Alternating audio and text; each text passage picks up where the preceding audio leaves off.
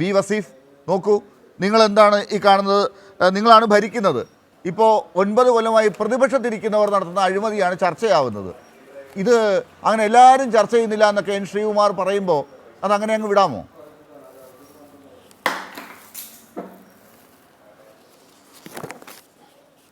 Sreekumar sir ഒരു നിഷ്കളങ്കമായി ഈ UDF ഒരു ഭാഗമായി നിന്നുകൊണ്ട് സംസാരിച്ചതാണ്. അദ്ദേഹത്തിന് അറിയാത്തതുകൊണ്ടൊന്നായിരിക്കില്ല. ഇത് അദ്ദേഹം പറഞ്ഞു വരുന്നത് KT ജലീലിൻ്റെ എന്തോ ഒരു പ്രശ്നം കൊണ്ടാണ് ഇത് ഉന്നയിക്കുന്നത് എന്നാണ്.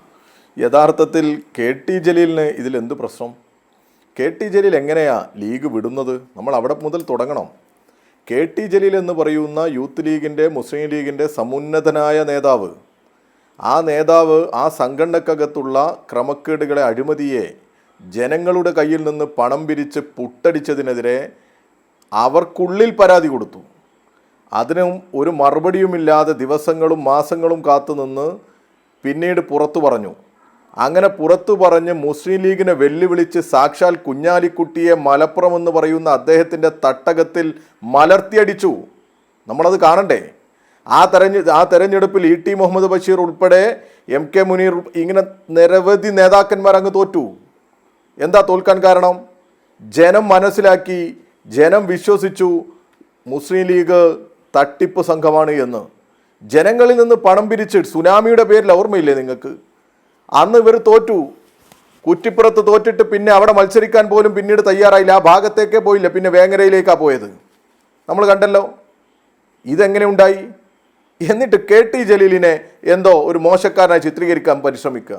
പിന്നെ ശ്രീകുമാർ സാറിനെ പോലെയുള്ള ആളുകൾ പറയുകയാണ് KT ജലീലിനെ വീണ്ടും മന്ത്രിയാക്കിയില്ല എന്ന്.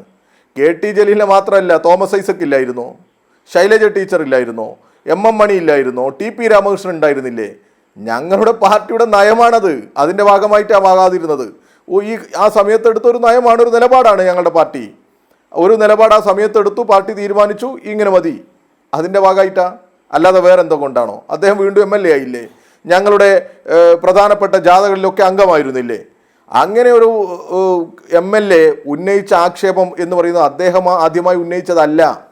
നോക്കൂ നിങ്ങൾ, ഇപ്പോൾ വന്ന വിഷയമുണ്ടല്ലോ, മലപ്പുറം ജില്ലാ പഞ്ചായത്ത് അംഗം ശ്രീകുമാർ സാർ ഒന്ന് അന്വേഷിക്കണം. പറ്റുമെങ്കിൽ ഒരു വണ്ടി എടുത്ത് പോകണം അങ്ങോട്ട്. ഇനി പോകേണ്ട ആവശ്യമില്ലെങ്കിൽ നിങ്ങൾക്ക് ഒരുപാട് സുഹൃത്ത് വലയങ്ങൾ ഈ മാധ്യമ സ്ഥാപനങ്ങളിലൊക്കെ ഉണ്ടല്ലോ. ഒരു ജില്ലാ പഞ്ചായത്ത് അംഗം 200ഓളം പേരിൽ നിന്നായി 25 കോടി രൂപ കൈവശപ്പെടുത്തി. നിക്ഷേപ തട്ടിപ്പ്. അതിൽ തന്നെ നമ്മൾ മനസ്സിലാക്കേണ്ടത്, ഹജ്ജ് ഹൗസിൽ എന്തോ ആയുർവേദ ചികിത്സ കൊടുക്കാൻ ജില്ലാ പഞ്ചായത്തിനൊരു പദ്ധതിയുണ്ട്. ആ പദ്ധതി ഞാൻ പിടിക്കും, അതിന് കുറച്ച് പണം ആവശ്യമുണ്ട്, അതിന് നിക്ഷേപം വേണം. അങ്ങനെ പോലും ഹജ്ജിൻ്റെ പേരിൽ പോലും തട്ടിപ്പ് നടത്തി എന്ന് പറയാം. ഈ മുസ്ലിം ലീഗിൻ്റെ TP ഹാരിസ് എന്ന് പറയുന്ന മക്കരപ്പറമ്പിൽ നിന്നുള്ള ജില്ലാ പഞ്ചായത്ത് അംഗമാണ്. ചെറിയ ആളല്ല, ഏതെങ്കിലും മുസ്ലിം ലീഗിൻ്റെ പ്രാദേശിക നേതാവല്ല. മുസ്ലിം ലീഗിൽ ഒരാൾ ജില്ലാ പഞ്ചായത്ത് അംഗമാവുക എന്ന് പറഞ്ഞാൽ വളരെ ഉന്നതമായ സ്ഥാനമാണ്. കാരണം അവർക്ക് കുറച്ച് MLA മാരേ ഉള്ളൂ, ബാക്കി അവർ കൊടുക്കുന്ന പ്രധാനപ്പെട്ട പരിഗണന ഈ ജില്ലാ പഞ്ചായത്ത് അംഗമാണ്. ആ ജില്ലാ പഞ്ചായത്തിൽ ഇപ്പോൾ യൂത്ത് ലീഗിൻ്റെ അഖിലേന്ത്യാ സെക്രട്ടറി മലപ്പുറത്തെ ജില്ലാ പഞ്ചായത്ത് അംഗമായിരുന്നു, TP അഷ്റഫ് അലി.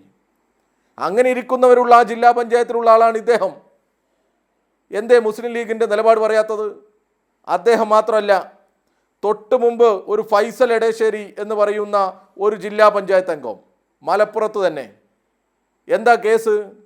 എറണാകുളത്ത് നെടുമ്പാശ്ശേരിയിൽ വിമാനമിറങ്ങിയപ്പോൾ പോലീസ്, അവിടുത്തെ കസ്റ്റംസ് ഒന്ന് തപ്പി എന്ന് പറഞ്ഞാൽ ഒന്ന് പരിശോധിച്ചു, ദേഹപരിശോധന നടത്തിയപ്പോൾ കുറച്ച് സാധനം കിട്ടി. എന്താ സാധനം? 8 സ്വർണ്ണ ബിസ്ക്കറ്റ്, ഏകദേശം 50 ലക്ഷം രൂപ. ആ 2023 വിലയുള്ള 8 സ്വർണ്ണ ബിസ്ക്കറ്റ് ആരുടെ കയ്യിൽ നിന്നാ? നേരത്തെ പഞ്ചായത്ത് പ്രസിഡന്റ്, ഇപ്പോൾ മലപ്പുറം ജില്ലാ പഞ്ചായത്ത് മെമ്പറായി നിൽക്കുന്ന ഫൈസലിൻ്റെ കയ്യിൽ നിന്ന്. എന്താ പറയാനുള്ളത്? എന്ത് നടപടിയാണ് മുസ്ലിം ലീഗ് എടുത്തത്? ഈ നാട്ടിലാകെ കോളിളക്കം സൃഷ്ടിച്ച് പോലീസ് ഇവിടെ സ്വർണം പിടിക്കുന്നു എന്നൊക്കെ പറഞ്ഞ് നടന്നപ്പോഴും ഈ വിഷയമൊന്നും വലിയ രീതിയിൽ കേരളത്തിലെ മാധ്യമങ്ങൾ എടുക്കുന്നില്ല. തൊട്ട് മുമ്പ് മറ്റൊരു MLA ഫാഷൻ ഗോൾഡ് തട്ടിപ്പ്, അതും നിക്ഷേപ തട്ടിപ്പാണ്. 20 കോടി രൂപ തട്ടിപ്പ് നടത്തിയെന്ന് പ്രത്യക്ഷത്തിൽ ബോധ്യപ്പെട്ട് കോടതിയിൽ അദ്ദേഹത്തെ അറസ്റ്റ് ചെയ്യാൻ തീരുമാനിച്ചു. അയാൾ ജയിലിലായിരുന്നു. ഓർമ്മയില്ലേ നിങ്ങൾക്ക്? MC കമറുദ്ദീൻ MLA ആയിരുന്നു. അങ്ങനെയുള്ള സാഹചര്യം ഇവിടെ ഉണ്ടായിട്ടുണ്ട്.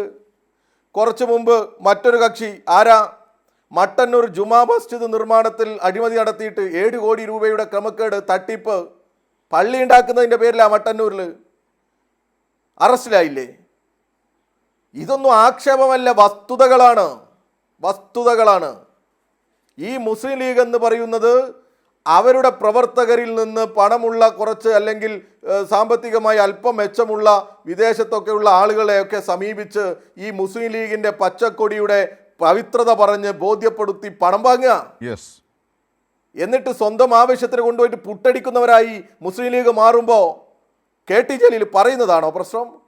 എന്നിട്ട് KT ജലീലിനെയും KT ജലീലിൻ്റെ ബാക്കിയുള്ളവരെയൊക്കെ തെറി വിളിച്ച് നടക്കുക.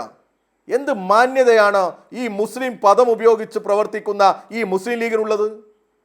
ഈ നാട് വിലയിരുത്തണ്ടേ ഇവരെ? ആ വിലയിരുത്തൽ ഞാൻ വരാം. നടത്തേണ്ടത് ആവശ്യമാണ്. ഒരു രാഷ്ട്രീയ പ്രസ്ഥാനം അങ്ങനെ തന്നെയാണ് മുന്നോട്ട് പോകേണ്ടത്.